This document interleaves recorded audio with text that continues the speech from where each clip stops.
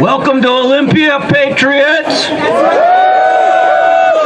Let's let them hear you guys.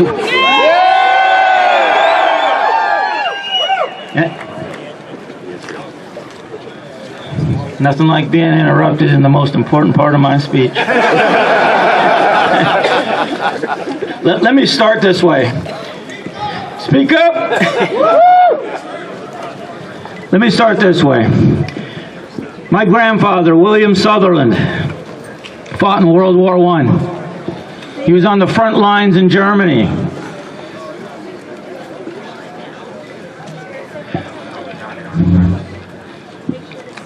He was gassed, and he was stabbed, and he was buried for 2 days. But he survived. Otherwise, I wouldn't be here.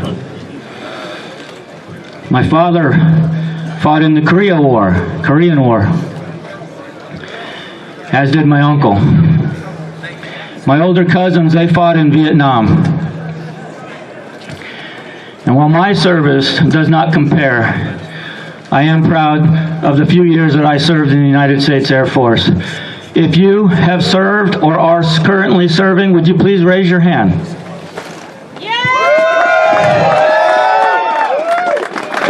Everyone who did not raise your hand, in the loudest voice you can muster, will you give credit to these people?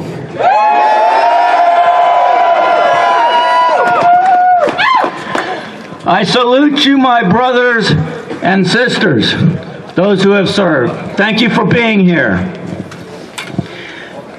Today we find ourselves very far removed from the righteous path of freedom that our founders created. Instead of being called public servants, those in this building are now called public officials, trying to make you and I believe that they hold the political power.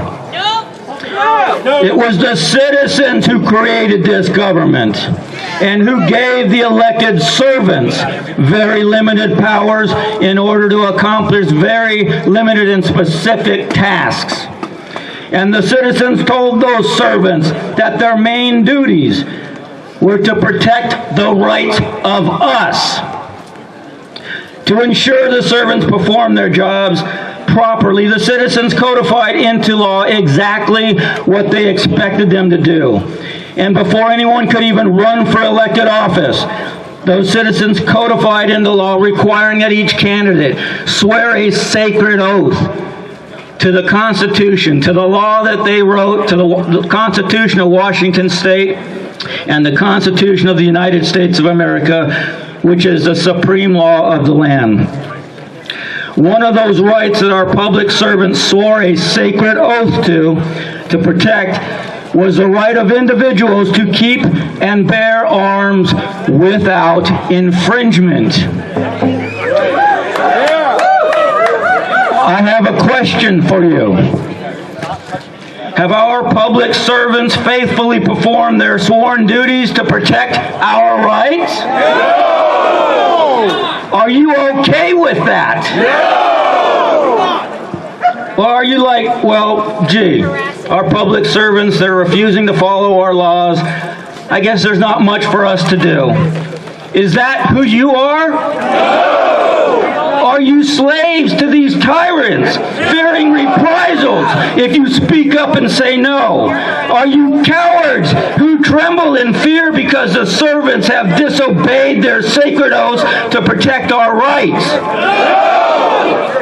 Or are you free men and women who will stand up to these tyrants? Slaves don't dare speak back to their masters. Slaves do exactly as their masters demand. On the other hand, free people will rise up. Free people will confront their faithless servants and demand their loyalty. As a free man or woman, are you willing to confront your faithless servants and demand their loyalty to the sacred oath they swore to you and me? Yes! Then do so. Here today. The offices are over here. Go back there after this rally is done. Find your representatives. Don't ask them what they feel about this, that, or the other. Tell them what you expect them to do.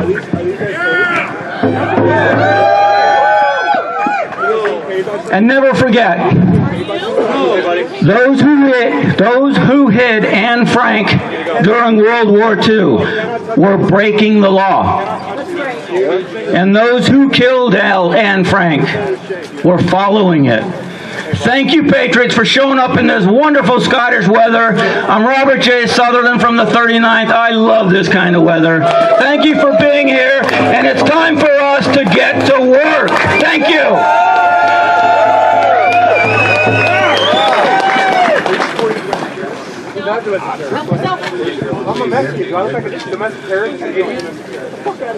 I guess I'm announcing the next speaker, and I would like to say this.